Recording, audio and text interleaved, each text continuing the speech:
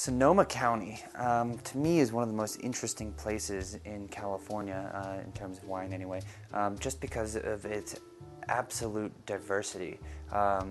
It is the greatest source in California right now anyway of sparkling wine. The Anderson Valley has really just exploded in terms of its sparkling wine. It's got a much cooler temperature than Napa Valley, and therefore allows a slightly longer ripening period.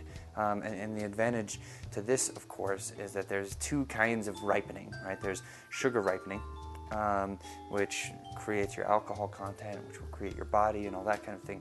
But there's also kind of a flavor ripening, if you will. And so a longer season will allow more time for the flavor to really develop in the grapes. And so if a region's too hot, then the alcohol percentage goes up, and or the sugar content, which then becomes alcohol, goes up before the flavor is able to fully develop. If you have a perfectly mediated one, then those two things will kind of ripen together.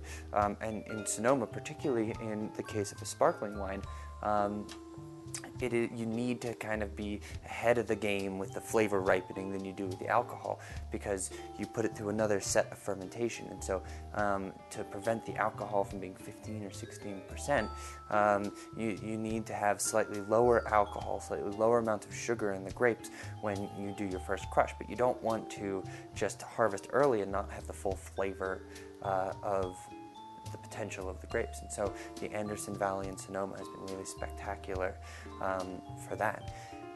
If you go a little further south in Sonoma to the Russian River Valley, you will find some of America's top Pinot Noir, and these are kind of a much warmer climate than Oregon, but unusually cool for that area of California.